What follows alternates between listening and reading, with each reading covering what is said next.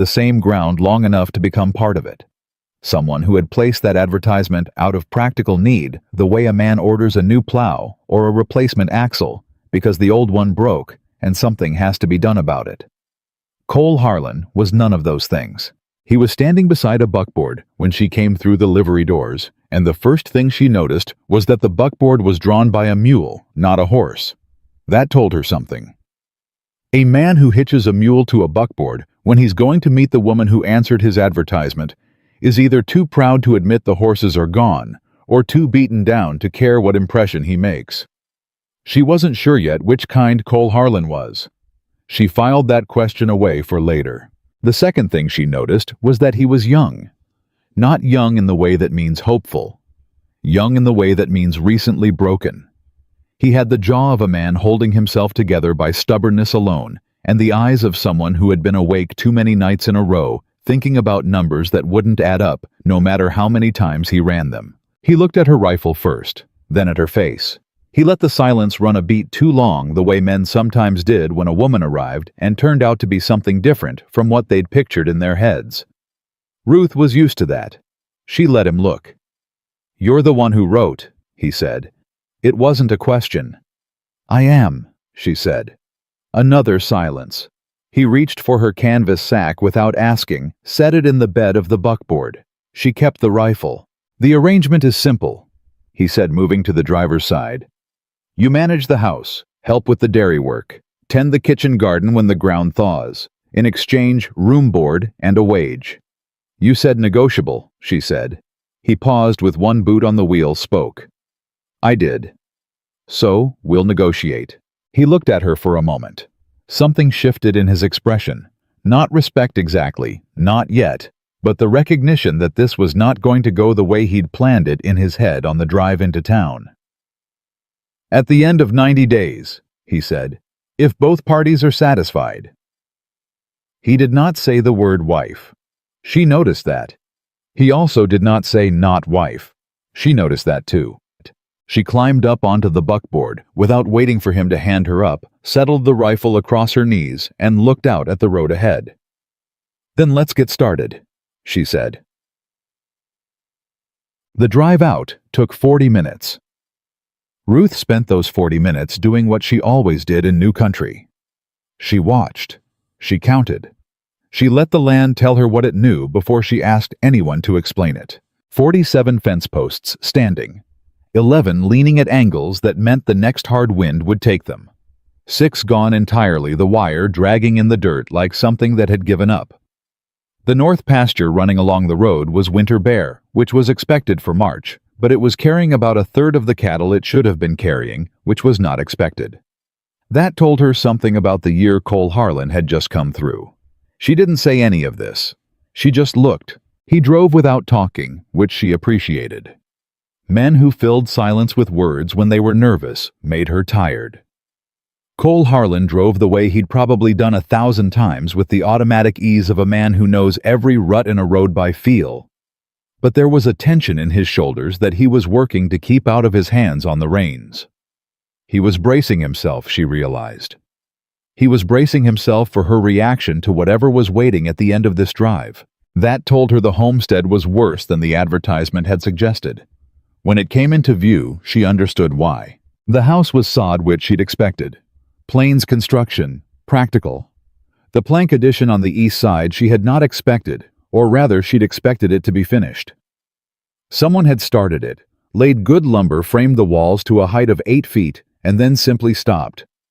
The roof on the addition had one corner open to the sky. Not collapsed, not damaged by weather, just never finished. Whoever had started that addition had meant to come back to it and never did. There was a milk cow standing in the yard, with the calm authority of an animal that has decided she owns the place. There was a vegetable garden that had been attempted and abandoned. Dead corn stalks from the previous summer still standing in their rows, gray and brittle as old bone. The barn door was hanging on one hinge, swinging slightly in the March wind. And at the western edge of the property, barely visible from the road, there was a grave marker. A wooden cross, simple, no decoration. Newer than the house. Ruth looked at it for exactly 1 second. Then she looked away and did not look back.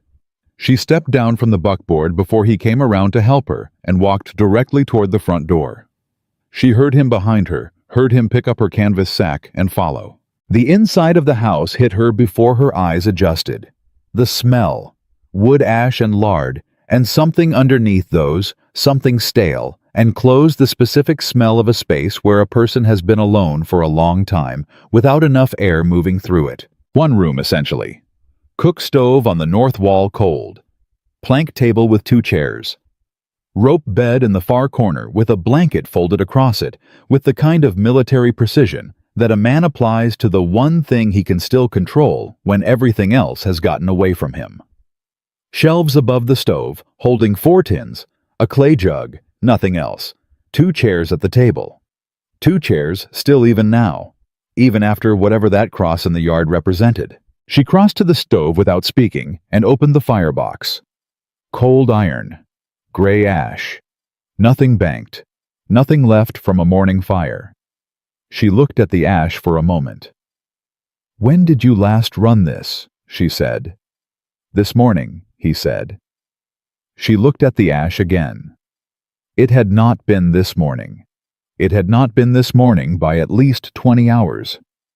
She closed the firebox door and turned around. "I'll need the wood pile," she said. He showed her around the east side of the house to where the wood was stacked against the unfinished wall of the addition. Partially covered, partially not. The top cords were wet, where the eaves didn't reach them properly. A cord and a half, maybe, of mixed quality.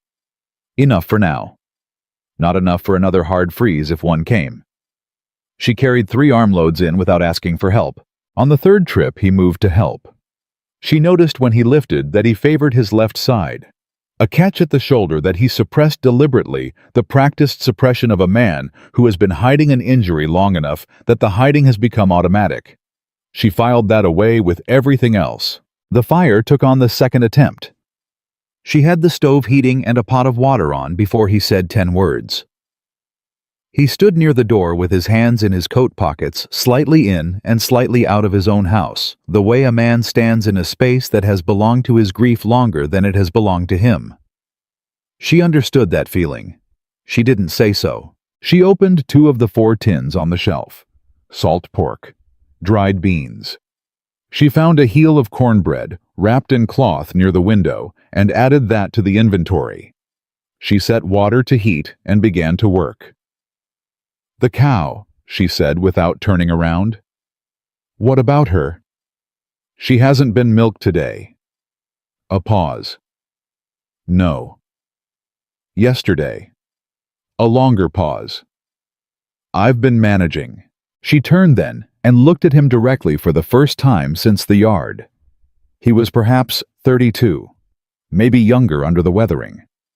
His jaw was set with the particular stubbornness of a man who knows he is failing at something and is not ready to say so out loud. There was flour on his left sleeve from a baking attempt he hadn't mentioned. She didn't mention it either. "I'll do the milking after supper," she said. "Then I need you to tell me everything that needs doing and in what order you think it needs doing." He looked at her like she'd said something in a language he almost recognized. "All right," he said. "Sit down," she said. "Supper won't be long." She served without ceremony. Salt pork beans, the cornbread divided equally. 2 tin cups of water, one placed at his side without asking whether he wanted it. He watched her move around the table the way a man watches someone rearrange furniture he'd forgotten was supposed to be arranged. Not with suspicion. With something closer to a man realizing he'd been so long in the dark that he'd stopped noticing it until someone lit a lamp. They ate. The wind came up outside, pushing at the door in slow exploratory pulses. "The south fence," she said. He looked up from his plate. 3 posts down between the creek bend and the cottonwood stand. "I saw it on the drive-in. Your cattle haven't found it yet. They will probably within the week if the wind shifts." He set his fork down. He didn't argue. She noted that. He didn't argue with true things simply to defend himself. He let them land. "What else did you see?" he said. There was something in the way he said it that told her he had been waiting for this since the moment she stepped off the buckboard. Not dreading it exactly. Something more complicated than dread. The way a man waits for a doctor's verdict when he already knows the news is bad, but needs to hear it spoken before he can start figuring out what to do. She kept her voice flat and practical. The well cover is warped. Won't seal properly through a hard freeze. The barn roof has a gap on the northwest corner. You can see sky through it from inside, which means you're losing heat every night. You've got animals in there. The kitchen garden has been abandoned too long for this season, but the bed itself is good ground. If you turn it before November, it'll be ready for spring planting. She paused. He was looking at the table. The hinge on the barn door needs replacing, not repairing. The addition on the east side, what was it going to be? He was quiet for a moment. A second room, he said. She waited. She wanted a proper room, he said. Away from the stove. For when... He stopped. Ruth did not fill the silence. She let it sit exactly as long as it needed to sit, and then she moved past it the only way she knew how, practically. The lumber is still good, she said. It hasn't weathered past using. The framing is sound. Someone knew what they were doing. My father taught me, he said. She nodded. I'll need to see the pasture tomorrow first light. He looked up. Why? Because I need to know what you have before I can tell you what to do with it. He picked up his fork again and then set it down again without eating. I had a hand through August, he said. He left. All right, she said. The place... He stopped again, started again. It looked different when I started, when my father... He exhaled. It's been a hard few years. I can see that, she said. I'm not here to assess blame. I'm here to work. She pushed back from the table. I'll do the milking now. While I'm out, you pull out whatever records you keep. Finances, cattle, whatever you've got written down. I want to look at them when I get back. He looked at her across the table and said something she hadn't expected. I didn't think you'd ask practical questions, he said. She paused at the door. What did you think I'd ask? He considered it honestly. I'm not sure, he said. I didn't think much past the arriving. Well, she said, taking the lantern from the peg by the door. I'm here now, so let's think past it. The barn was cold in the way of spaces that have given up on warmth. Not the clean cold of open air, but a still forgotten cold that lived in the corners and didn't move. The roan cow was in the near stall, her bag painfully tight, making a low, miserable sound when she heard boots on the straw. Ruth pulled the stool close and set the pail, and her hands remembered before she had to tell them to. The rhythm came back like a song you haven't sung in a year, but haven't actually forgotten. She let the work settle her. She let herself think while her hands moved. Cole Harlan had not lied in his advertisement. The place was struggling. But struggling was not the same as finished, and she had seen finished, had grown up watching a homestead come apart piece by piece, when there was nothing left to work with, and this was not that. This was something that had stopped, not something that had ended. There was a difference. She believed in that difference the way some people believed in weather signs or scripture. Things that stopped could be started again. Things that ended could not. She finished the milking and held the lantern up and turned slowly the way her father had taught her, not looking for anything in particular, just letting what was wrong announce itself. The loft was partially collapsed on the south end. A section of planking gone. The hay remaining was old and mouse-run. Along the far wall, hanging on square nails, were 3 horse collars in reasonable condition, a leather trace worn through at the loops, and a bridle with the bit still in it. A plain snaffle brown with oxidation, but not broken. She unhooked the bridle and turned it in the lantern light. The stitching was fine. Too fine for this barn. It had come here from somewhere else. From a life that used to be better than this one. She hung it back carefully. On the floor behind the dead buckboard, she found 4 fence posts still in their binding. A crock of axle grease sealed with a tin lid. A coil of wire properly rolled and tied, not thrown. She stood in the lantern light and let herself understand what she was looking at. The wire was coiled by a man who expected to come back for it. The grease crock was sealed by a man who thought it would be used again. This was not a place that had been stripped by desperation. It had been put down in the middle of motion, like a tool set on a workbench at the end of a day by someone who meant to pick it up again in the morning, and then something happened that morning to prevent it. She scratched the roan once behind the ear before she lifted the pail, and the cow pressed into it with the dumb, trusting weight of an animal that had not yet given up on people. Neither had Ruth. He was at the table when she came back, and a ledger open in front of him and a stub of pencil in his hand. Columns of numbers that she could read from across the room were not adding up to anything encouraging. She hung her coat. She set the milk pail on the shelf. She wiped the outside of it with a rag and set it where the other crocks were, because leaving things in the wrong place overnight had a way of becoming permanent. He looked up from the ledger. Something in his face had shifted while she was out. Some increment of the armor had loosened. Not much, just enough to show that he was tired of holding it in place. "The roan will come back if she gets grain," Ruth said, pulling out the chair across from him. "She's thin, but not ruined." "I know," he said. "Is there grain?" He looked at the ledger. No, she had assumed as much. She pulled the ledger toward her without asking for permission. He didn't stop her. The note was the largest line. She saw it immediately. Due in March. 11 weeks from now. She looked at the other columns. The cattle entries. The winter feed costs. The entry from September that said simply, sold 1 bull and an amount that had bought him roughly 60 days. She looked up. "How many head do you have?" 31, I think, he said. "Maybe 32. I haven't ridden the south pasture in 3 weeks. "Why not?" A pause. "I had a cough. I've been—" He stopped.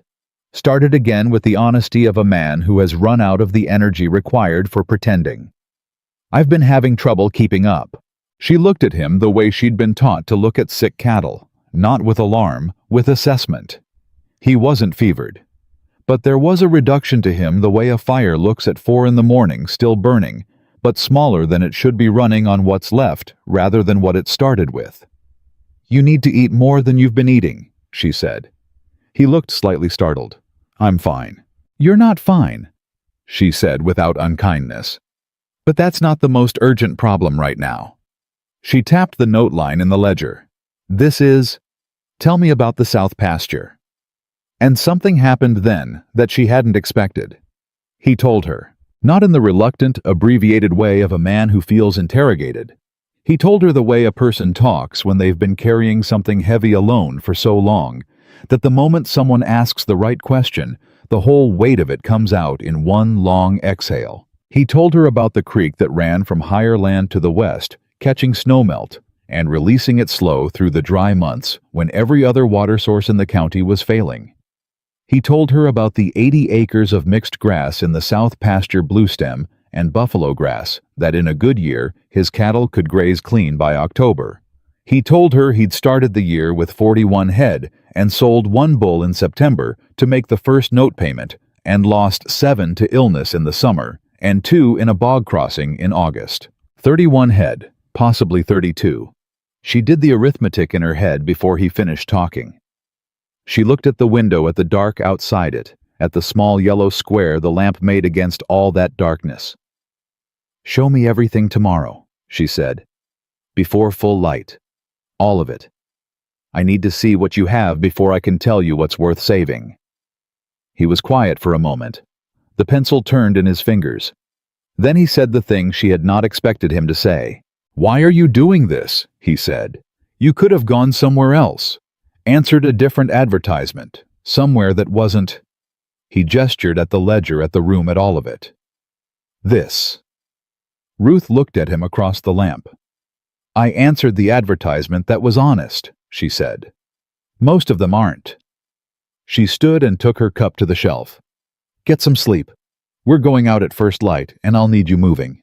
She climbed the ladder to the small loft that was apparently where she was meant to sleep, and she lay on the narrow rope bed in the dark and listened to the wind work at the corners of the house. That flat, patient plains whined, the kind that doesn't give up, and she thought about the coiled wire and the sealed grease crock, and the bridle that had come from a better life and was still whole. Things that stop can be started again. She believed that. She had to. It was the only currency she had left. He was up before she was. When she came down the ladder, he was already at the stovecoat on coffee made in black. He did not say good morning in the soft way of a man trying to make an impression. He handed her a cup and moved toward the door, and she thought a man who doesn't move slowly in the morning is a man who hasn't given up on the day yet. She filed that under things worth keeping. They went out while the sky was still the color of a bruise fading at the edges. He walked the property the way a man walks something he knows by feel no hesitation at the turns.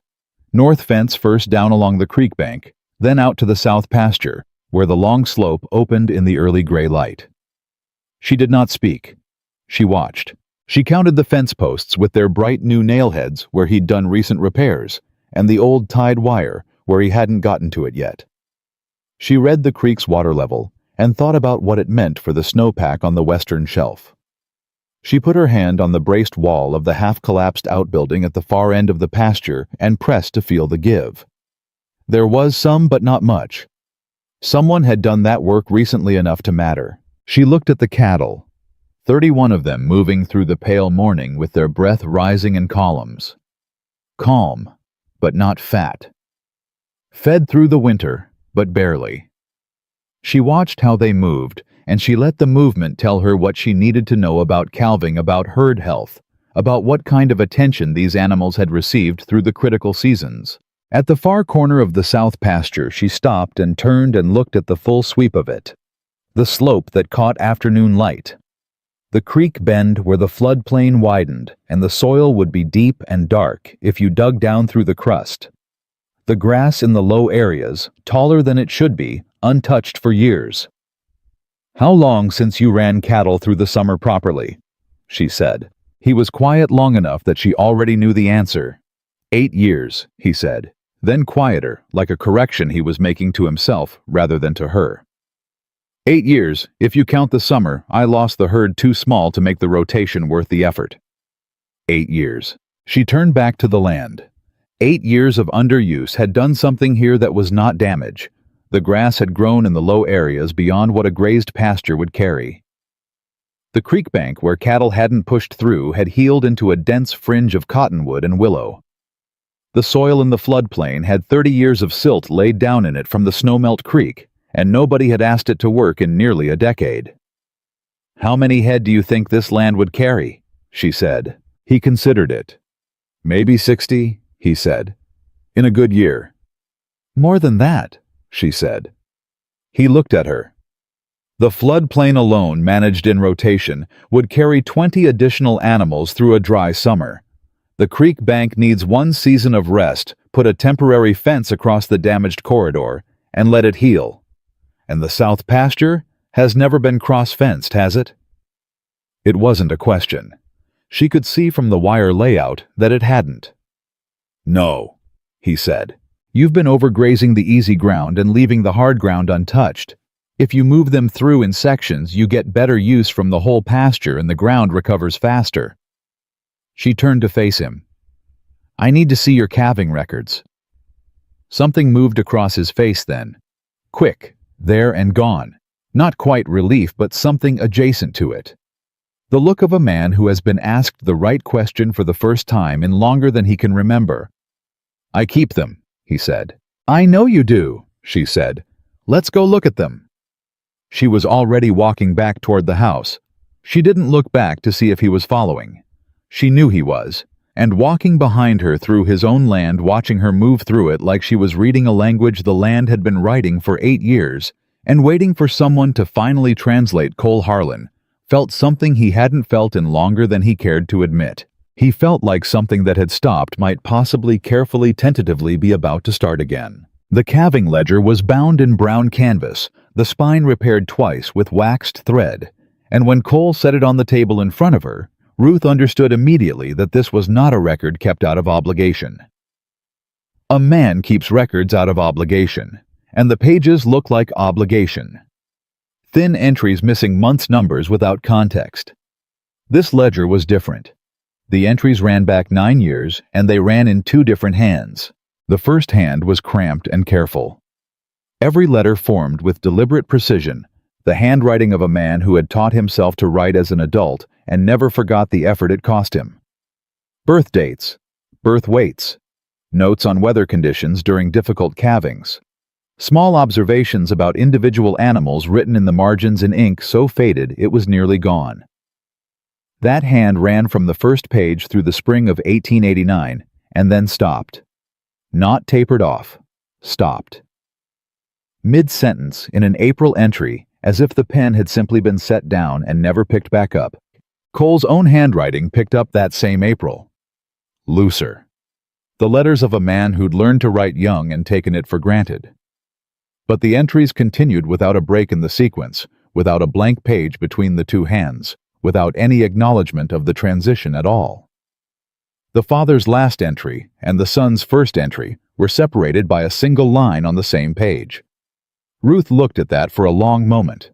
She didn't say anything about it. "Sit down," she said instead. "This is going to take a while." Cole pulled out the chair across from her and sat. He folded his hands on the table and waited, which she appreciated more than she would say. Most men in his position would have been talking, explaining, justifying, filling the silence with words that were really just a way of trying to control what she found before she found it. Cole Harlan sat across from her and let her read. She went through the ledger the way her father had taught her to read range, not rushing toward conclusions, but letting the patterns surface on their own. Birth dates clustered in early spring, which was right. Birth weights where he'd recorded them, and he'd recorded them more consistently than most men she'd known.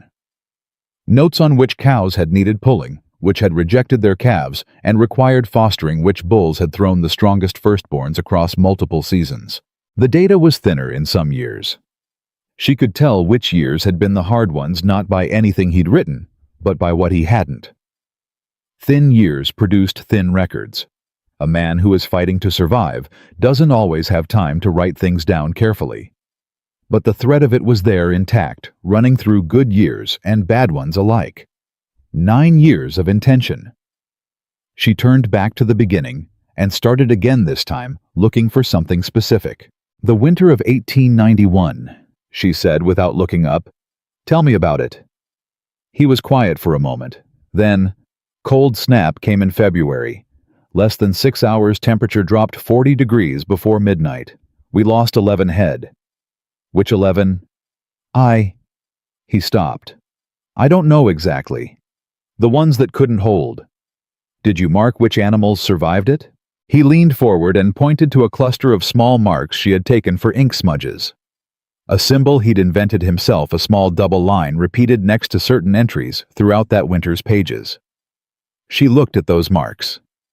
Then she started turning back through the pages, tracing those marked animals backward through the ledger, following their lineage, the way you follow a creek upstream to find where the water comes from. The pattern took her 6 pages to confirm. When she found it, she sat very still for a moment. "Cole?" she said. "Yes." "This cross?" She turned the ledger to face him and put her finger on an entry from 1888. "This bull, the one you traded for in the fall of 1888. What do you remember about him?" Cole looked at the entry. His jaw shifted slightly, the particular movement of a man reaching back into memory for something he hasn't thought about in a long time. "Big animal," he said. "Roan-colored. I traded 2 yearlings and a harness for him. Man I bought him from said he'd throw good calves in hard conditions." "He was right," Ruth said. "Look." She turned the ledger back to face her and walked him through what she'd found, entry by entry. The calves that had survived the 1891 cold snap were not random. They were concentrated in a specific set of cows that had all been bred to that roan bull or to his sons. The ones that had died were almost entirely from the older bloodline, the animals predating the 1888 trade. Cole stared at the pages. His expression did something complicated. "You've been breeding toward something without knowing you were doing it," she said. "The cross your father started in 1888, you've kept it going for 9 years. 14 cows in your current herd carry that bloodline. Both your remaining bulls have it. Cole looked up from the ledger. There was something in his face that she hadn't seen there before. Not hope exactly. Hope was too clean a word for it. It was more like the expression of a man who has been walking in the dark for a long time, and suddenly realizes the dark has been thinning for the last mile without him noticing. "My father picked that bull," he said. "I always thought it was just luck." "It wasn't luck," she said. And then she said, "Is there another notebook?" The question landed on him like something physical. She watched him process it, watched his expression change. "Why?" he said. "Because the entries in this ledger after 1889 reference decisions without explaining them. Your father was working towards something specific.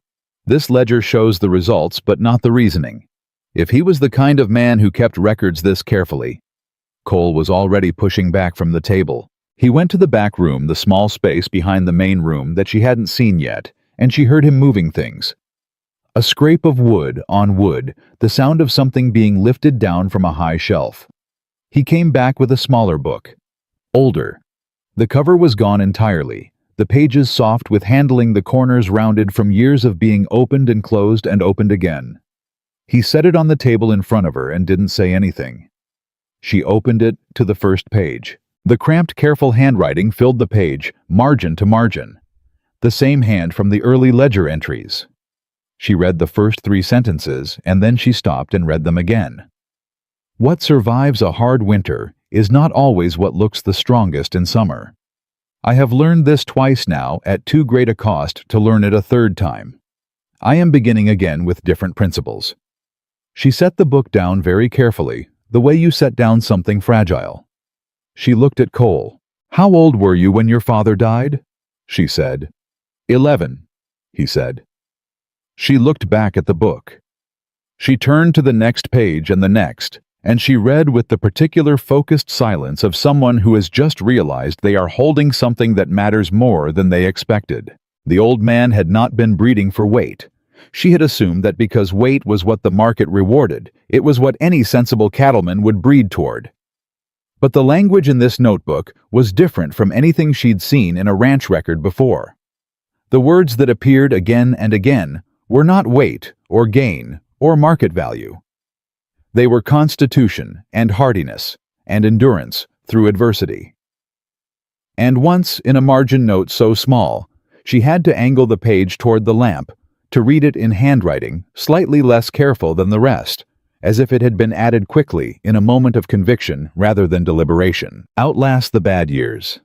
That was the whole note. 3 words. Outlast the bad years. She sat with that for a moment. The lamp between them threw its small warm light across the page. "Cole," she said. "Your father lost a herd before you were born. A significant one." Cole was very still. 2/3, he said quietly. "In a single winter, before I was born." He never talked about it directly, but I knew. It changed the way he thought about everything. "It changed the way he bred cattle," Ruth said. She turned the notebook to face him. He wasn't trying to build the biggest herd or the heaviest calves. He was trying to build a herd that would still be standing after the kind of winter that killed 2/3 of everything he'd built before. She paused. "And then he died before he could finish it. And you continued it without knowing you were continuing it, for 9 years. Cole looked at the notebook for a long time without speaking. When he finally looked it up, his jaw was set, but his eyes were doing something different from what she'd seen in them before. There was a roughness there, a rawness. The particular rawness of a man who has just been told that the thing he thought he'd failed at was actually the thing he'd been succeeding at all along. "I thought I was just keeping what he left," Cole said. "I didn't think I was—" He stopped, pressed his mouth together, started again. "I sold 2 of that bloodline last summer, to make the September payment." Ruth looked at him. "Which 2?" she said. He told her. She turned back through the ledger and found them. She sat with that for a moment, calculating something in her head that she didn't say out loud yet.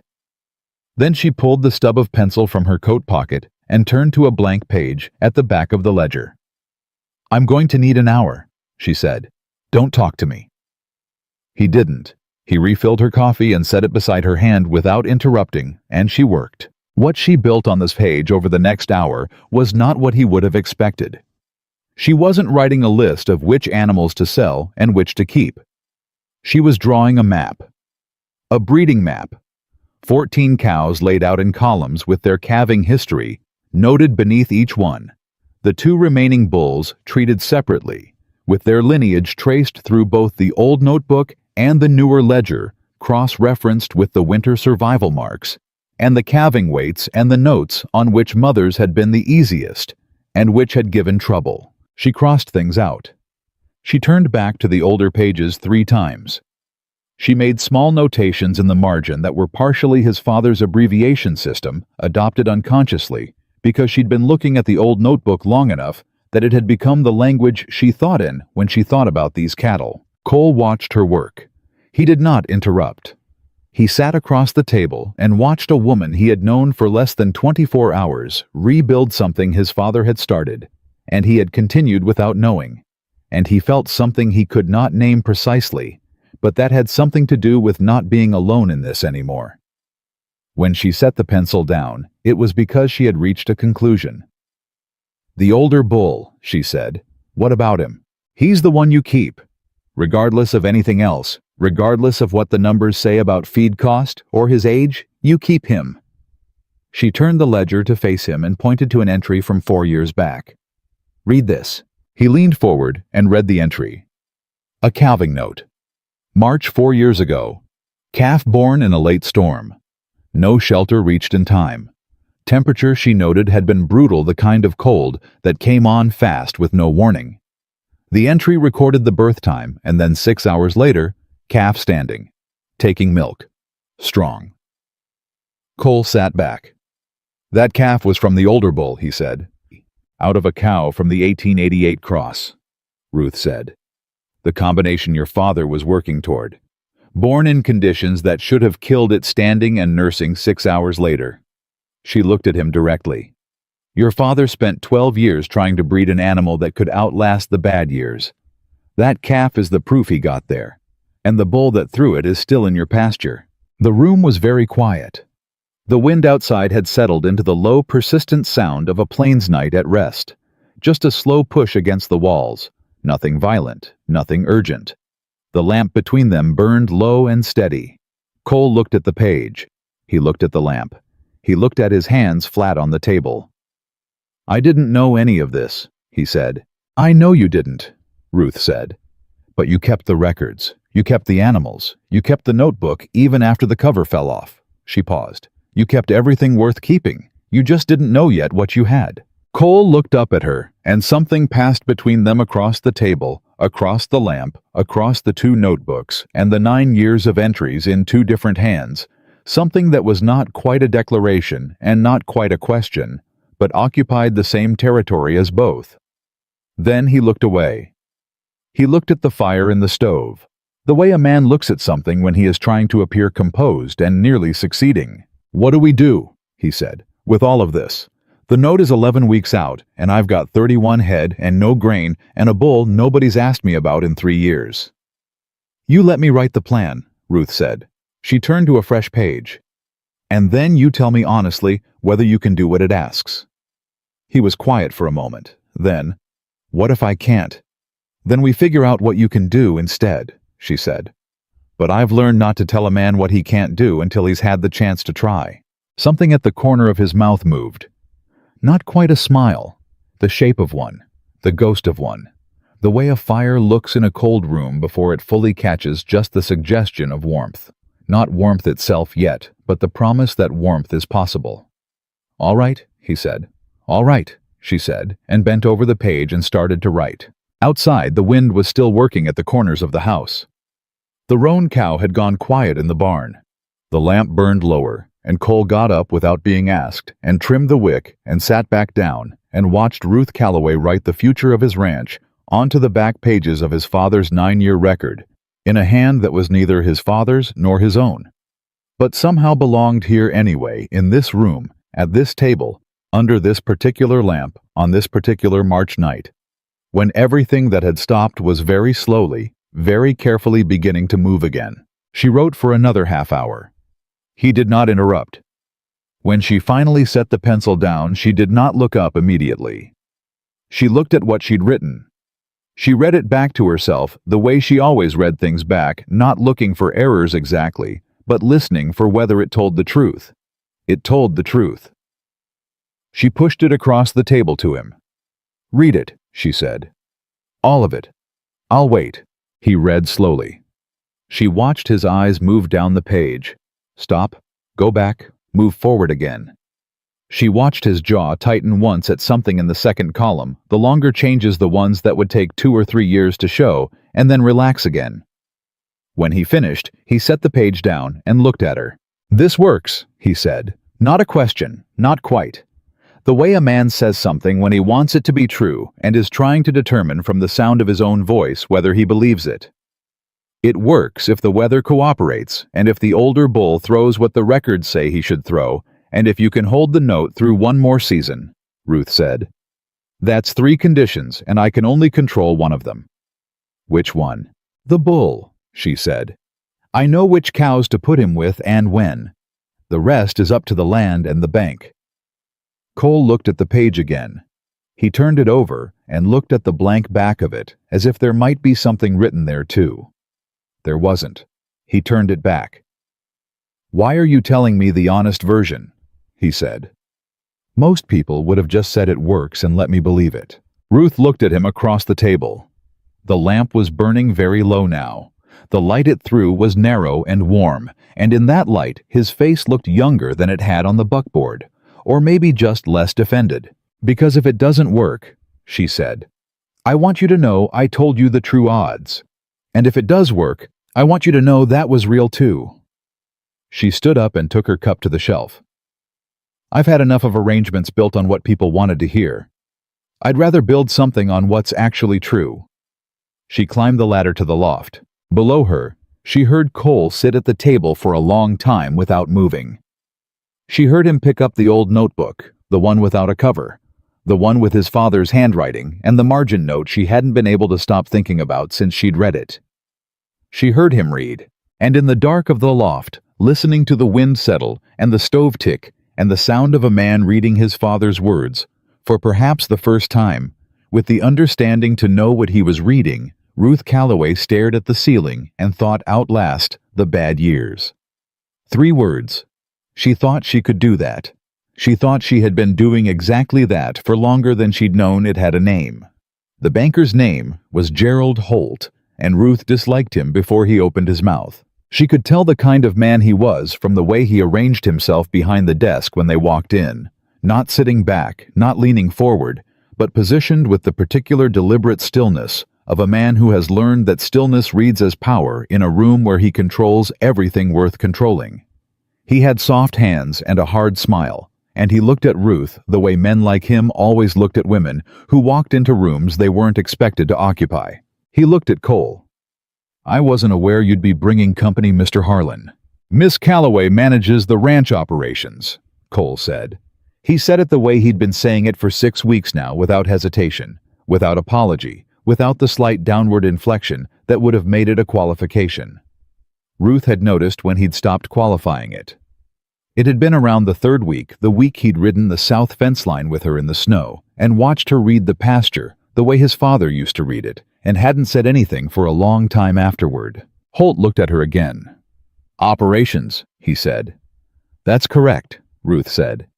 She set the ledger on his desk, not the calving ledger, the financial one. She had spent the previous evening recopying Cole's numbers into a format she thought a banker would recognize and respect, clear columns running totals projections laid out across 3 rows, conservative, moderate, and what she actually believed would happen if the spring calving went the way the older bull's record suggested it would. Holt looked at the ledger without picking it up. "The note is due in 5 weeks, Mr. Harlan." "We're aware of when the note is due," Ruth said. "We're here to discuss the terms of an extension." Holt's eyes moved to her. "The bank doesn't typically—" "The bank extended credit to this ranch twice in the past 4 years," Ruth said. Both times on the strength of projected cattle values that were lower than what I'm projecting now, and both times without the breeding program data we're bringing you today. She opened the ledger to the page she'd marked. I'd like you to look at column 3. Holt looked at Cole. Cole looked at Holt with the steady, tired patience of a man who has decided to let someone else steer for once and is discovering that the experience is less terrifying than he expected. Holt looked at the ledger. Ruth watched his eyes move down the column. She had written the projection conservatively enough to be defensible and ambitiously enough to be worth his attention. The spring calving numbers were based on 9 years of records and the specific breeding cross she'd documented from the old notebook. She had not inflated them. She had not needed to. This breeding program, Holt said. You're saying you can project calf survival rates based on 9 years of documented calving records and a specific bloodline cross that has demonstrated measurably superior survival rates in adverse conditions, Ruth said. The data is in the supporting ledger if you'd like to see it. Holt set the financial ledger down and looked at her with the expression of a man recalculating something he thought he had already calculated. How long have you been at the Harlan Ranch, Miss Calloway? 6 weeks, she said. 6 weeks. He repeated. The records are 9 years old, she said. I didn't create the data. I read it. A silence settled over the office. Holt picked up the ledger again and turned to the next page. Ruth let him read. Cole sat beside her with his hat in his hands and his jaw set and said nothing, which was exactly what she'd asked him to do on the drive into town. Let me talk, she'd said. You talk when he asks you a direct question and not before. He'd looked at her for a moment, and then nodded, and she'd understood that the nod cost him something, that it was not the natural posture of a man who had run his own land for 12 years, and she'd appreciated that he gave it anyway. The extension would be 60 days, Holt said finally. 90, Ruth said. 60 is the standard? Spring calving runs through the end of April, Ruth said. A 60-day extension from today puts the payment due before the calves are weaned and marketable. You'd be calling the note on an asset that increases in value by roughly 30% between April and June. 90 days serves the bank's interests as well as ours. Holt looked at her for a long moment. The kind of look that is really a series of rapid assessments wearing the mask of a single expression. 90 days, he said, at the current rate. Agreed, Ruth said. She closed the ledger before he could change his mind. On the drive back to the ranch, Cole was quiet for the first 3 miles. The mule moved at its steady, unimpressible pace, and the afternoon light lay flat and cold across the road, and neither of them spoke. Then Cole said, You told him the bank's interests. I did, Ruth said. You meant it. A man who thinks you're serving his interests is a man who gives you what you need, she said. That's not manipulation. That's just understanding who you're talking to. Cole was quiet for another mile. Then, where did you learn to talk like that? She looked at the road ahead. My father ran a trading post for 11 years, she said. I watched him negotiate every supply order, every credit line, every price dispute that came through the door. He said the secret to any negotiation was to find the thing the other person needed more than they needed to say no. What did Holt need? To look competent, Ruth said. A banker who extends credit to a struggling ranch and loses the money looks foolish. A banker who extends credit based on documented projections and recovers the note with interest looks like a man who knows how to read an opportunity. She glanced at him. I gave him the second version. Cole made a sound that was almost a laugh. Not quite, but close. It was the first time she'd heard anything like a laugh from him, and it landed differently than she expected. Not loud, not easy. Just a brief release of something he'd been holding, the way a door opens slightly in a sealed room, and the air pressure shifts. She looked back at the road. She did not remark on it. They had 5 weeks before the note's new deadline fell. Ruth spent those weeks the way she'd spent every week since she arrived, moving from one priority to the next, with the flat efficiency of a woman who had learned early that sentiment was something you earned after the work was done, not before. The south fence came first. Cole had the wire and the posts, and she had the knowledge of exactly where the breaks were from her first morning survey. They worked it together, him setting posts while she ran the wire, and she learned his pace quickly and adjusted to it without making a production of the adjustment. He was stronger than he looked despite the shoulder, and he worked with a focused quiet that she had come to understand was not unfriendliness, but concentration. Cole Harlan concentrated the way some men prayed fully without distraction, with the sense that the thing he was doing was the only thing that existed while he was doing it. By the third day, she had learned to read when he needed to stop and give the shoulder rest without him saying so. She would simply move to the next post herself, do the work that didn't require two people, give him 10 minutes without making the 10 minutes a thing that needed to be discussed. He noticed. She could tell he noticed by the way he didn't say anything about it. Some acknowledgments are louder in silence than in words. The barn door hinge was next. She found a replacement in the back of the barn, and Cole hung the new hinge while she held the door level, and they were close enough that she could hear him breathing through the effort of the overhead work, the slight catch in his breath when the shoulder pulled. She did not ask if he was all right. She had noticed that asking made it worse. Instead, she adjusted the angle she was holding the door at to take some of the reach out of the work, and he said nothing, and neither did she, and the door hung straight and true by noon. The cow was improving. Ruth had been supplementing the roan's feed with grain she'd located in a sealed crate behind the collapsed loft section, good grain dry still viable. The cow's ribs were less prominent now, and her milk production had come up enough that Ruth was making a small surplus. She began trading the surplus milk with two families in town eggs from one cured pork from the other. She didn't tell Cole she was doing this until the third week, when she set a basket of eggs on the table at breakfast, without explanation. He looked at the eggs. He looked at her. "The Hendersons," she said, 2 miles east. "Their daughter has a good laying flock, and they can use the milk." He looked at the eggs for another moment. "You bartered the milk." "Surplus milk," she said. "The cow's producing more than we need." He sat down and picked up his fork. "My father used to trade with the Hendersons," he said. "I know," she said. "Mrs. Henderson told me." He looked up.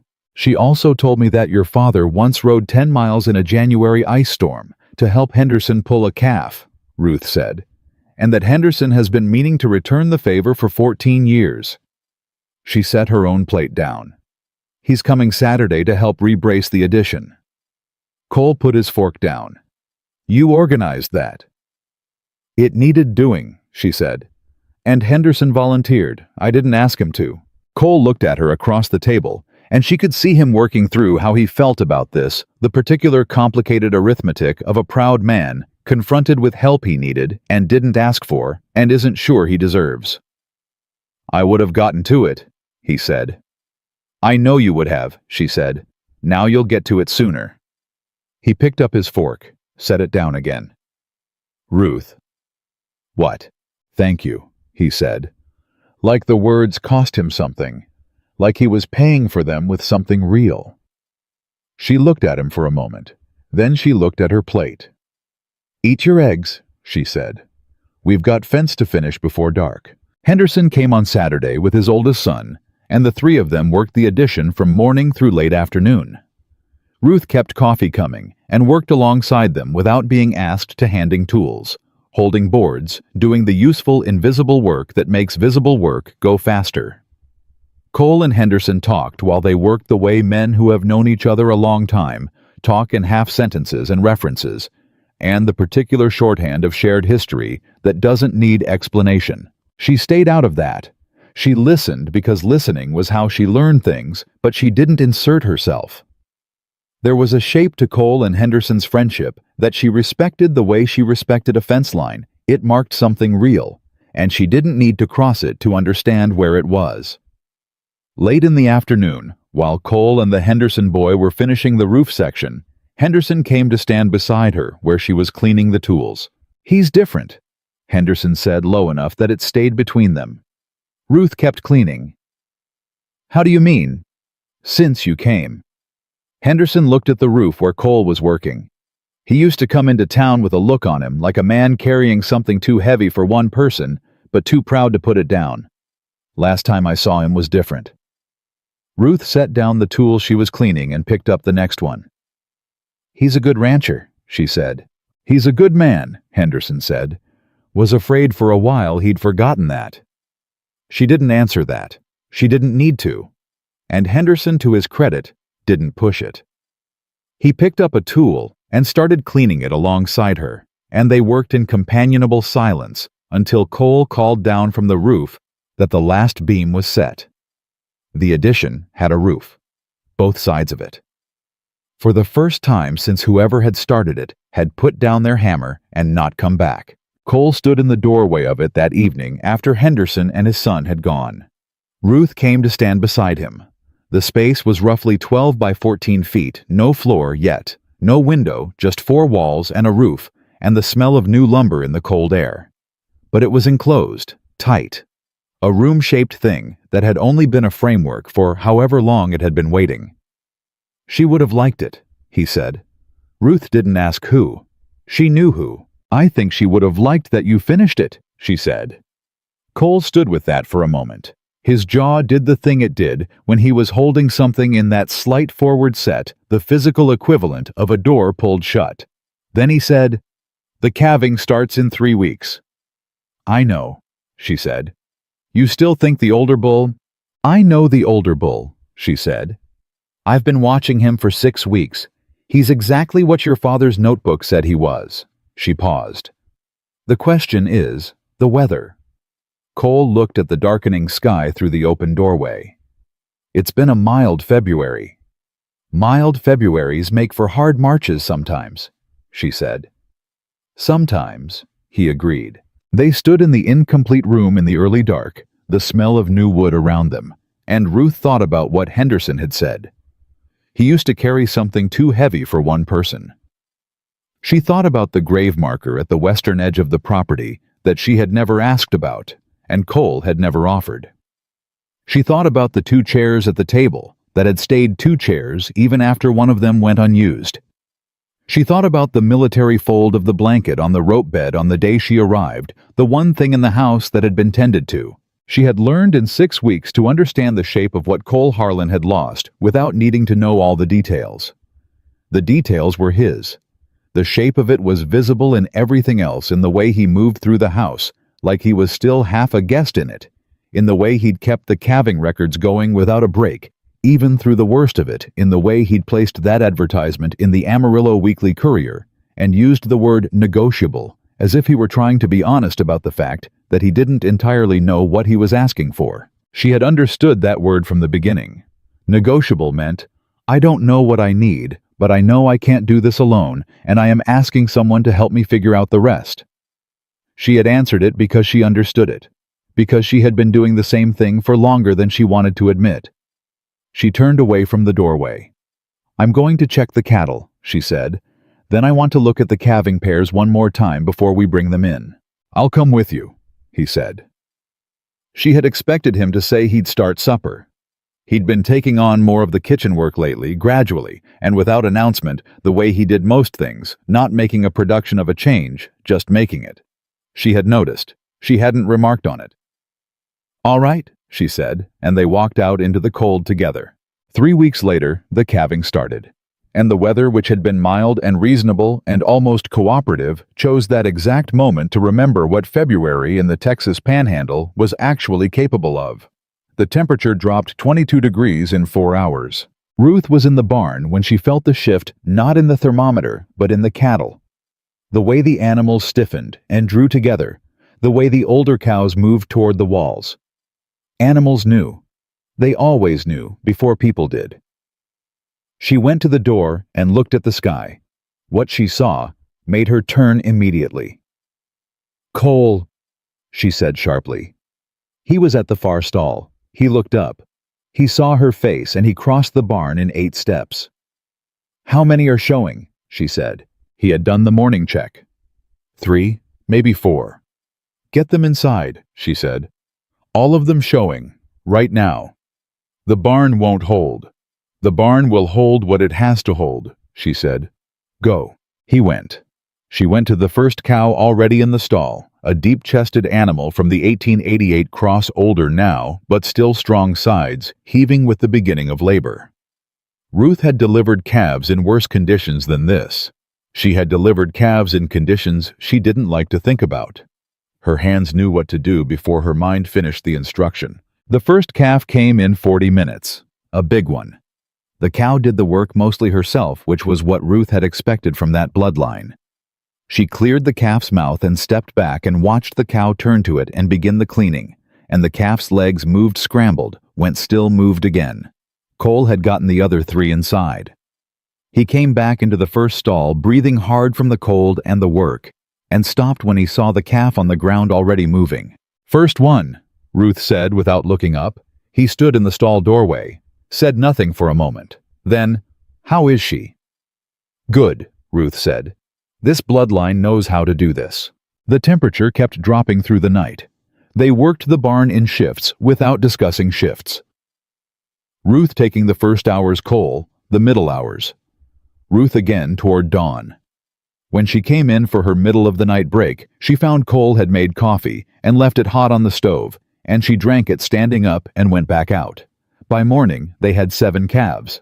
All 7 were standing. All 7 were nursing. Cole counted them in the pale early light, moving from stall to stall, with the deliberate care of a man who is afraid that if he counts too quickly, he might miss something or make it less real. Ruth leaned against the stall door and watched him count. When he got to 7, he stopped. He stood with his back to her for a moment. She saw his shoulders move. 1 breath in, 1 breath out. Then he turned around, and the look on his face was something she had not seen there before. Not hope, not relief. Something past those. Something that looked like a man recognizing his own life for the first time in a long time. 7, he said. 7, she said. He looked at her across the barn, across the smell of hay, and new life, and cold air, and the particular warmth that 7 calves and their mothers generate when they are all breathing and standing and doing what they are supposed to do. "You knew," he said. "I believed," she said. "That's not the same thing." He nodded slowly. He looked at the calves again. Then he looked back at her. "The note is in 4 weeks, he said. "I know," she said. "We're going to make it," he said. Not a question this time. Not the tentative hoping version of that sentence. The other version. The version that comes from a man standing in a barn full of living proof, looking at the woman who read 9 years of his family's records and understood what they were saying before he did. Ruth looked at him. She let the statement stand. "We should get breakfast," she said. "We've got 3 more cows showing and a long day ahead." But she was already almost smiling when she turned toward the barn door, and she kept her face pointed away from him until it passed. Some things you keep to yourself, not because they don't matter, because they matter too much to put into the cold air before they're ready. They made the note payment with 6 days to spare. Ruth set the money on Holt's desk, herself, counted it out in front of him, bill by bill, the way her father had taught her to conduct any transaction where the other party might later claim a discrepancy. Holt watched her count without speaking. When she finished, she pushed the stack toward him, and he looked at it for a moment with the expression of a man who had privately expected to be acquiring a piece of land this month and was recalibrating. "The account is current," he said. "It is," Ruth said. "The spring calves." He paused. "The survival rate was higher than projected." "It was consistent with the breeding records," Ruth said, "which is what I told you it would be in January."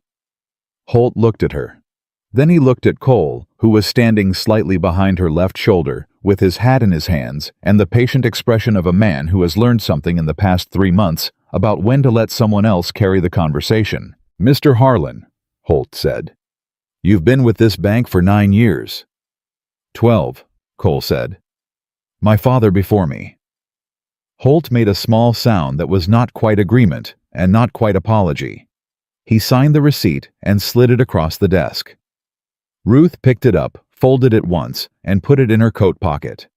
They were in the buckboard and back on the road before either of them said anything. The mule moved at its patient, unimpressible pace. The April morning was warm enough that the frost had gone by mid-morning, and the road was soft with it, and Ruth was thinking about the south pasture cross-fencing that needed to start this week if they were going to rotate the summer cattle properly. "You counted it slow on purpose," Cole said. "I counted it at the speed that prevents disputes," Ruth said. "You wanted him to feel every bill." She looked at the road. "A man who underestimates you once will do it again if you let him walk away comfortable," she said. "I'd rather he remembered this." Cole was quiet for a moment. Then, "Is that what your father taught you?" "My father taught me the counting," she said. "The rest I figured out myself." He didn't push further. He had learned in 3 months where her edges were not by testing them, but by paying the same kind of quiet attention to her that she paid to everything else. She had noticed him doing it. It was difficult to notice without noticing what it meant about the kind of man he was. They were a mile from the ranch when he said it. "I want to talk to you about something." Ruth looked at him. His eyes were on the road, and his jaw had that set to it that she now knew meant he was about to say something that cost him. "All right," she said. He pulled the mule to a stop at the side of the road. Not in front of anything, not near the ranch gate. Just stopped on the open road because he apparently needed to say this without the ranch in sight, without the context of the work around them, without the practical landscape of fence posts and cattle providing an exit if the conversation went wrong. She turned on the seat to face him. He was holding the reins loosely in his hands and looking at the space between the mule's ears. Then he looked at her. "The 90 days ended 3 weeks ago," he said. "I'm aware of that," she said. "You haven't said anything about it." "Neither have you," she said. He looked at her steadily. "I didn't know how to start." She waited. She had learned that waiting was often the most useful thing she could do for Cole Harlan, not filling his silences, not completing his sentences, just leaving him space to arrive at the thing he was working toward. "I'd like you to stay," he said. "Not as the woman who manages ranch operations. Not on a 90-day arrangement." He stopped, started again. "I'm asking you to stay as my wife, if you're willing, if that's something you'd consider." The mule shifted its weight. The road was empty in both directions. A hawk circled somewhere above them, and its shadow passed briefly across the seat of the buckboard and was gone. Ruth looked at Cole Harlan and thought about the morning she'd arrived. The canvas sack over one shoulder and the rifle over the other, and the driver who hadn't waited for her boots to hit the dirt before he left. The fence post she'd counted on the drive-in, the grave marker she hadn't asked about, the cold stove and the 2 chairs and the military fold of the blanket on the rope bed, the ledger in 2 different hands with no blank page between them. She thought about 7 calves standing in the cold barn at dawn, while Cole counted them with his back to her, and his shoulders moved with the one breath he allowed himself before he turned around.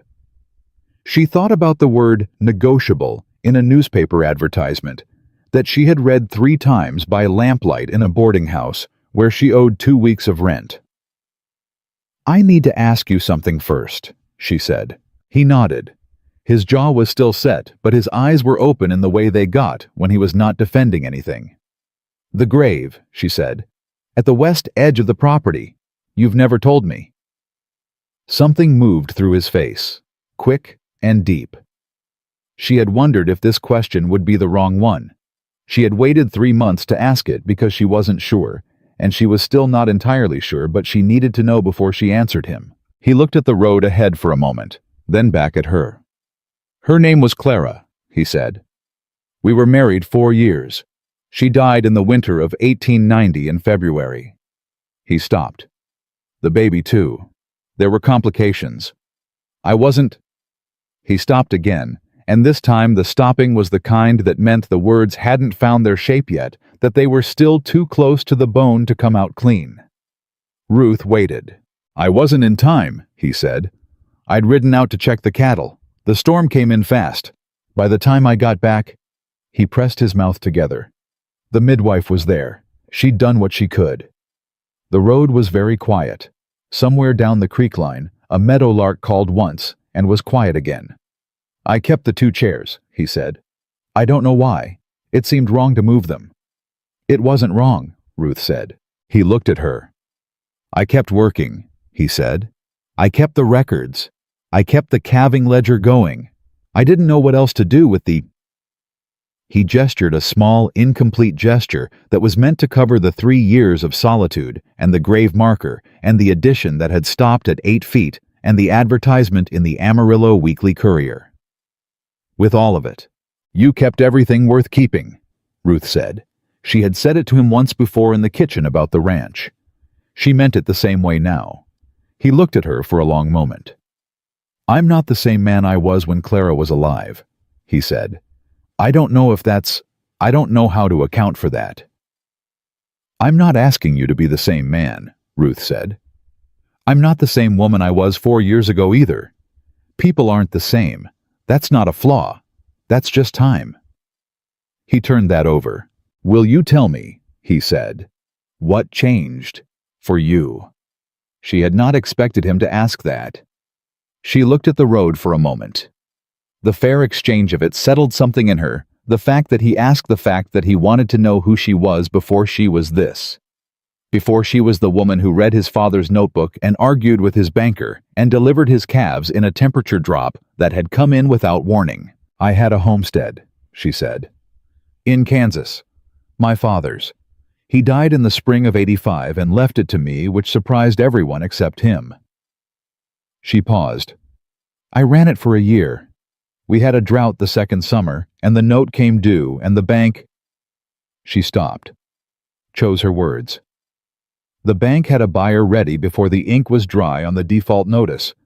I've always thought they had a buyer ready before the drought. Cole was very still. I lost it in September of '86, she said. I had $11 in a boarding house debt by January, and a rifle that was my father's, and a sewing kit I'd had since I was 12. She looked at him. And then I read an advertisement in the Amarillo Weekly Courier. And the word negotiable was the most honest word I'd seen in months. He exhaled slowly. I used that word because I didn't know how to describe what I was asking for, he said. I know, she said. That's why it was honest. They sat on the buckboard in the middle of the road, and the April morning moved around them, warming toward noon, and Ruth thought about what it meant that they had each arrived at this road from the direction of loss. Not the same loss. Not even similar losses exactly. But both of them had been stripped of something they'd built, and both of them had kept going anyway. Not because they were particularly brave or particularly strong, but because stopping had never presented itself as an actual option. I'll stay, she said. Cole looked at her. Not because the calving went well, and not because the note is paid, and not because I don't have anywhere better to be, she said. Because this land is worth staying for, and because you are worth working alongside, and because your father started something in that notebook that I want to see finished. She paused. Those are my reasons. They're practical ones. Cole looked at her for a long moment. They're good reasons, he said. I think so, she said. Ruth. What? I have a reason too, he said. It's not practical. She looked at him. He looked back. He didn't dress it up. He didn't reach for words that would make it sound like something other than what it was. He just looked at her with the open, undefended expression that she had seen on his face exactly 3 times before, at the table when she'd told him about his father's breeding program in the barn, when he'd counted 7 calves, and he let her see it. She let herself see it. All right, she said after a moment. He nodded once. He picked up the reins. They rode the last mile home in a silence that was different from all the other silences they had shared, which had been the silences of 2 people working carefully around each other. This one was something else. This one had room in it. The first thing they did when they got back to the ranch was not what might have been expected. There was no ceremony, no extended conversation, no prolonged acknowledgement of the changed thing between them. Ruth went to check the cattle, and Cole started on the south pasture cross-fencing, and they worked through the afternoon the way they always worked separately in parallel with the comfortable efficiency of 2 people who understand each other's pace. But at supper, Cole set the table, and he put the 2 chairs across from each other as always, And then he stood back and looked at the table for a moment, and he moved one of the chairs to the side and brought in the chair from the back room, the one that had been there unused since before Ruth arrived, and put it at the head of the table. 3 chairs now, a different arrangement. Not erasing anything, just making room. Ruth came in from washing up and saw the chairs. She looked at them. She looked at him. He was at the stove. He didn't explain it. She didn't ask him to. She sat down. He brought supper. They ate. The cross-fencing took 2 weeks. Ruth designed the rotation 4 sections each, carrying roughly 20 animals moved through in sequence, so no section was grazed below recovery before the cattle moved on. Cole built it mostly with her working alongside him, the way they'd worked the south fence in the snow, finding each other's rhythm without discussing it. Henderson's boy came out twice to help with the corner posts. By the time the summer cattle were moved into the first rotation section, the ranch looked different from the road. Not dramatically. Not in the way that makes a person stop and stare. In the way that makes a person look twice because something has shifted that they can't immediately name. The barn door hung straight and true. The addition had its roof. The fence line was clean, the wire properly mended and not merely tied. The kitchen garden had been turned and planted, and something green was beginning to show in the rows. The cattle moved with more purpose.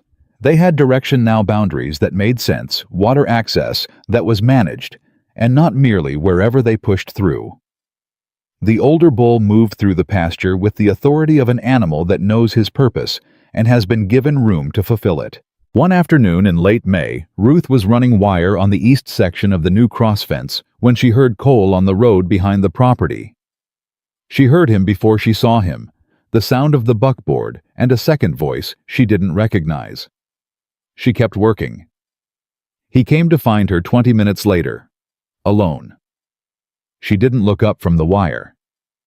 "Who was that?" she said. "Man named Prescott," Cole said. "From Lubbock." "What did he want?" "He wants to buy the ranch," Cole said. Ruth stopped working. She straightened up. She turned around. Cole was standing at the fence line with his hat in one hand and an expression she had not seen on him before. Not troubled, not angry. Something more complicated. Something that was weighing itself. "He offered a fair price," she said. "More than fair," Cole said. "Considerably more than fair." She looked at him. "What did you tell him?" "I told him I'd think about it." Ruth held the wire tool loosely at her side. She did not say anything. She waited for him to arrive at the rest. "He said something," Cole said. "He said the ranch has been improved significantly in the last few months. Said he'd been watching it from the road when he passes through, and whatever I'd done to the cattle operation had made the whole property worth considerably more than what he'd valued it at in the fall." "That's accurate," Ruth said. "He said he'd pay for that improvement," Cole said, "on top of the base value." Ruth looked at him steadily. "What are you asking me, Cole?" He put his hat back on. He looked at the cross fence at the rotation section where the cattle were moving in their new ordered pattern at the barn, with its straight door at the addition with its finished roof. "I'm asking if you want this," he said. "This specific place, this land. I'm asking because I know you lost land before, and I know what that costs, and I'm asking whether staying here is something you want, or something you've decided is the practical choice, and whether those are the same thing for you." She looked at him for a long time. "They're the same thing," she said. "You're sure?" "Cole?" She set the wire tool on the fence post. "I designed that rotation fence. I traced that bloodline through 9 years of records. I argued a 90-day extension out of a man who wanted to say no." She looked at the land around her, at all of it. "I don't do that kind of work for things I don't intend to keep." He stood with that. "Tell Prescott no," she said. She picked up the wire tool. "And next time he comes to the road, he's going to see the summer calves running that south rotation, and I want him to understand exactly what he's not buying." Something crossed Cole's face then. That almost smile she had been cataloging since early March. It was more than an almost smile this time. It was brief and real, and it changed his face entirely for the 3 seconds it lasted. "Yes, ma'am," he said. She turned back to the fence. "Don't call me ma'am," she said. "I've told you that." "You've told me that," he agreed, and she could hear it in his voice. That warmth, still restrained, but no longer hidden the way a fire is contained in a stove, but not pretending it isn't a fire. She kept working. He picked up the other end of the wire and helped her run it. They married in June. Quietly. The Hendersons came, and a woman named Dorothy from town, who had been trading eggs with Ruth for 3 months, and had become something close to a friend. In the practical, unsentimental way, Ruth formed friendships through consistent reliability and the absence of pretense. The ceremony was short. Ruth had no patience for ceremonies longer than the thing they were marking required, and this one required honesty and intention, and the specific gravity of two people who had both lost things and were choosing with full knowledge of what loss felt like to build something anyway. Afterward, Dorothy said something that stayed with Ruth. She said, "You don't look like a woman who just got married." Ruth looked at her. "What do I look like?" Dorothy considered it. "A woman who just signed a contract she's actually going to honor," she said. Ruth thought about that. "That's what marriage is," she said. Dorothy laughed. Cole, who had been standing close enough to hear, said nothing. But Ruth felt him slightly closer. The warmth of him steady and real, not claiming anything, just present. That evening, after the Hendersons left and Dorothy left, and the ranch was quiet with the particular quality of quiet that follows a day that has contained something significant. Cole and Ruth sat on the step of the addition. The finished addition, the room with its roof and its new plank floor, and the window he'd put in the south wall in May, and looked at the property in the late light. The cattle were moving through the second rotation section. The barn door was straight. The kitchen garden had bean plants showing. The grave marker at the western edge caught the last of the light the way it always did at this hour, the wood pale against the grass. "I think she would have liked you," Cole said. Ruth looked at the marker. She had thought about Clara Harlan a number of times over the past months. Not with the complicated feelings that a smaller person might have had, but with something closer to respect. A woman who had wanted a proper room. A woman whose husband had kept her chairs at the table and kept her records and kept working through 3 years of solitude because stopping wasn't in him, and neither Ruth suspected had it been in Clara. "I think she would have been glad someone finished the room," Ruth said. Cole nodded. He looked at the land. "My father's notebook," he said. The program he started. "How long before we see the full results?" 3 more calving seasons, Ruth said. "Maybe 4. You'll know it when you see it. The whole herd will start to look like those 7 calves from March. And if we have a bad winter, then the herd will outlast it," she said. "That's the point." He was quiet. "Then, outlast the bad years." "Outlast the bad years," she said. The light was going now, the last of it pulling back from the western edge of the property, from the grave marker, from the fence line, from all of it. The roan cow had gone in for the night. The first stars were showing sharp and specific, the way plain stars got when the air was clear. Ruth sat on the step of the room that had a roof now, and looked at all of it, at this place that had been stopped and was now moving, at this man beside her who had kept everything worth keeping without knowing what he had. And she thought, this is what the word negotiable meant. Not flexible terms, not vague arrangements. It had meant, come and help me understand what this is supposed to be. She had come. She had helped. She had understood. And she had stayed. The third calving season proved everything. Not in the dramatic way that stories sometimes require proof, not in a single morning or a single animal or a single number that made everything suddenly clear.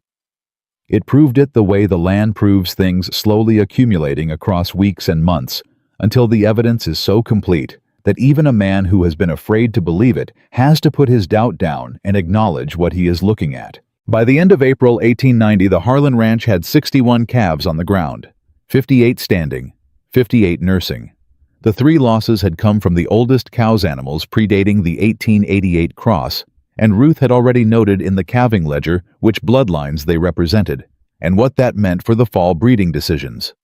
She wrote in the third hand, now not the cramped, careful print of Cole's father, not Cole's looser script, but her own even deliberate writing that had gradually taken over the current pages, the way a creek gradually takes a new channel, not by force, but by being the path that made the most sense. Cole found her in the barn, the morning after the last calf arrived, standing at the open ledger, with the pencil still in her hand, reading back through what she'd written. 58, he said from the stall door. 58, she said without looking up. You said 3 seasons, he said. Maybe 4. I said you'd know it when you saw it, she said. Do you know it? He was quiet for a moment. She heard him move into the barn, heard him look at the calves, the way he always looked at them, the slow, methodical attention of a man who counts not because he doesn't trust the number, but because the counting itself matters to him. The whole herd looks like those 7 from March, he said. Yes, she said. He came to stand beside her at the ledger. He looked at the page. Her writing neat and certain, filling the columns his father had started, and he had continued, and she had now made her own. My father would have liked you, he said. She had heard something similar before from him about Clara. This was different. This was about the notebook and the breeding program, and the 3 words in the margin that she had carried with her, like a compass bearing, since the night she'd first read them. She understood the difference between the 2 statements, and she understood what it meant that he made both of them. Your father knew what he was building, she said.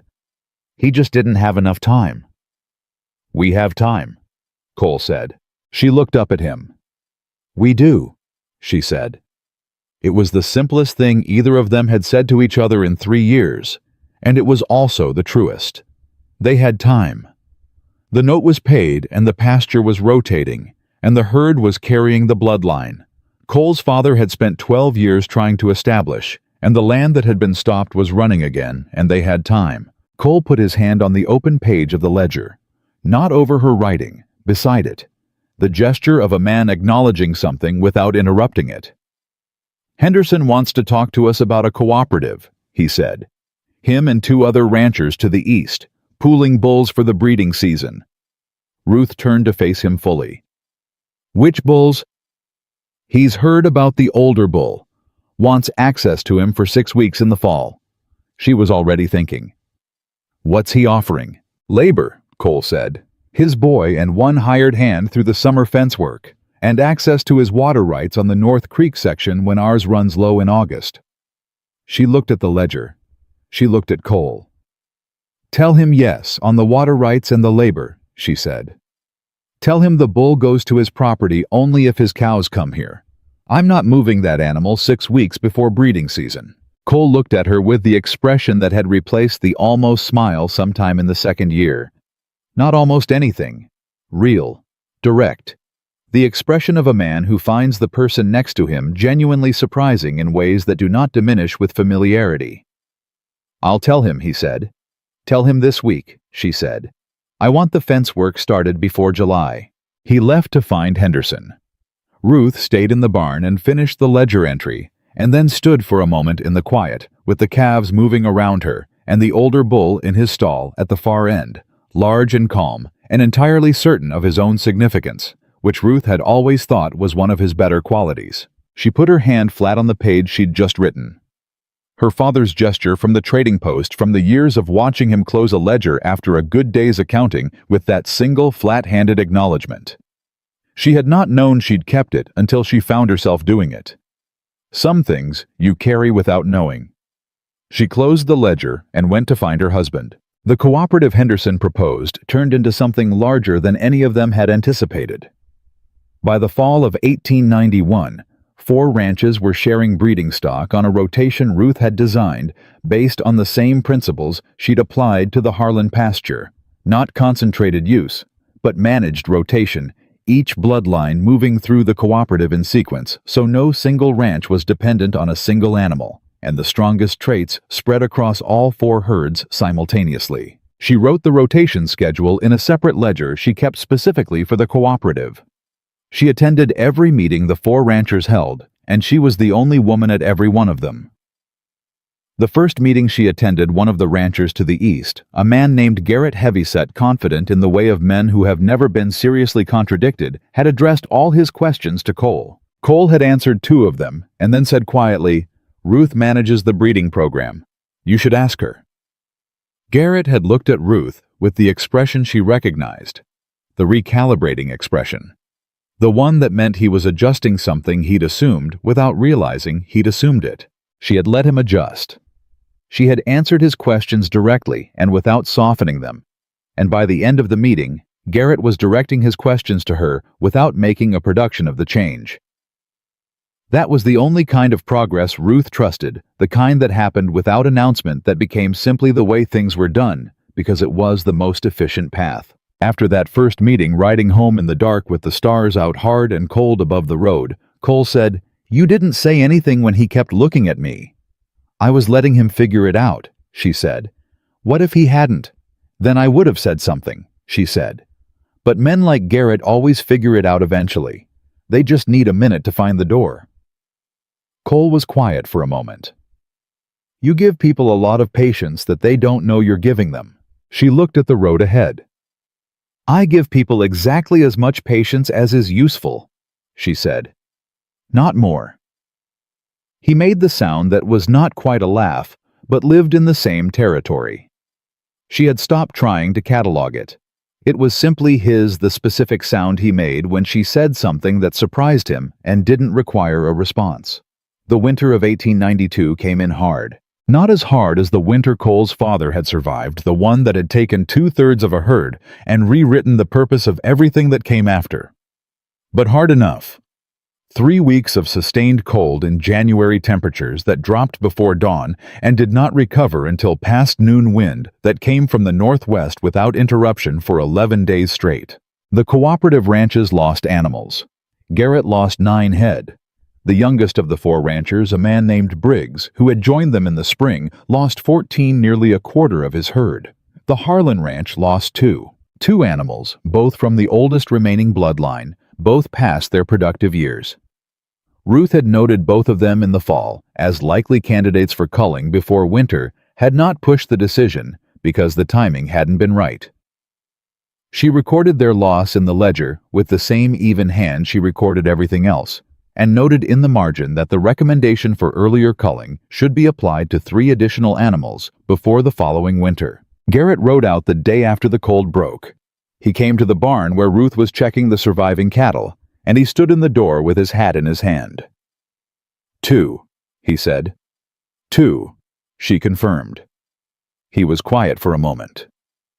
"My grandfather lost 40 in a winter like this," he said. "I thought 9 was good. Then I heard your number." "It'll be 0 in another 2 years, Ruth said, "if the breeding program holds." He looked at the cattle. At the calves moving around the older cows, most of them with the deep-chested, broad-shouldered look of the 1888 cross running strong now through 3 generations. "How do you know?" he said. "Because I know what they're bred from," she said. "And I know what that breeding was designed to survive." He looked at her for a long time. Then he said, "I want to expand the cooperative, bring in 2 more ranches from the South County. There are men down there losing herds every hard winter who don't know what they're losing could be prevented." Ruth looked at him. This was not the man who had addressed all his questions to Cole at the first meeting. This was something else. A man who had watched something work when everything around it was failing and had drawn the correct conclusion. "Write them a letter," she said. "Tell them to come in the spring and bring their calving records. I'll want to see at least 5 years." Garrett nodded. He put his hat back on. He started to leave and then stopped. "Mrs. Harlan," he said. She looked at him. "Cole said once that you read the land," he said. "I didn't know what that meant then."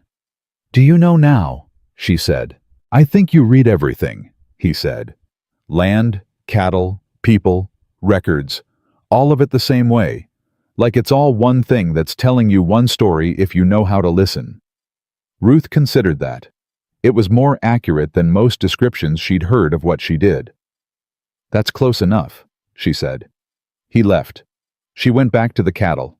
That evening, Cole asked what Garrett had wanted. She told him about the expansion. He listened the way he always listened, completely, without interrupting, turning it over. 2 more ranches, he said. Maybe 3 if the men from the South County bring anyone with them. "That's a significant operation," he said. "Managing breeding rotations across 6 ranches." "7 counting hours," she said. He looked at her. "Are you sure you want to take that on?" She looked at him steadily. "Are you asking because you think it's too much, or because you think I think it's too much?" He thought about it honestly. "The second one," he said. "It's not too much," she said. "It's the point. Your father wanted to breed cattle that could outlast the bad years. 1 ranch outlasting the bad years is useful. 7 ranches outlasting the bad years is something else." "What is it?" She picked up her fork. "It's a county that doesn't lose everything every hard winter," she said. "It's families that stay on their land instead of selling to men like Prescott. It's the work your father started in that notebook, meaning something past this fence line." Cole sat across from her at the table with the 3 chairs, the arrangement that had been 3 chairs now for 4 years. Comfortable and unquestioned. And he looked at her with the expression she had come to understand was the deepest one he had. Not the almost smile. Not the open, undefended look. Something quieter than both of those. The look of a man who is aware in a specific moment of exactly how his life would have gone without the person across the table from him, and is not going to say so because some things are too large for words, and he knows it. "All right," he said. 7 ranches. The cooperative expanded. By 1895, it was 8 ranches. By 1897, 11. Ruth kept a separate ledger for each property cross-referenced with the main rotation schedule she updated every breeding season. She attended every cooperative meeting, and she ran every one of them, not because anyone had formally appointed her, but because she was the person who knew the most and had the clearest answers, and the ranchers had long since stopped pretending otherwise. Garrett's son, who had grown up watching his father defer to Ruth at every cooperative meeting, once asked Cole directly how it had come to be that a woman ran the whole county's breeding program. Cole had considered the question with the seriousness it deserved, and then said, "She was right more often than anyone else. When you find someone like that, you get out of the way." The boy had thought about that. "Is that all it takes?" he said. "Being right consistently is harder than it sounds," Cole said. "Most people can do it once or twice. Ruth does it as a general practice." The story got back to Ruth. She didn't say anything about it, but that evening she made the coffee the way Cole liked it, stronger than she usually made it, and she set it in front of him without comment, and he drank it, and neither of them mentioned why. That was marriage Ruth had come to understand. Not the ceremony, and not the agreement, and not even the shared work. Though the shared work was the largest part of it. It was this, the small, unremarked acknowledgments that added up over years into a language that didn't require words. The coffee made stronger. The stall door latched the way she knew he liked it. The ledger left open to the page he needed without being asked. The 10 minutes given when the shoulder needed rest without making it a thing that had to be named. It was the grammar of 2 people who have learned each other so thoroughly that the learning itself becomes invisible. In the spring of 1900, a man named Callahan rode through from the east and stopped at the ranch to ask directions to the Garrett property. Cole was out on the south rotation, and Ruth was at the fence line running wire on the section that needed replacing before the summer cattle moved through. Callahan pulled up and looked at her.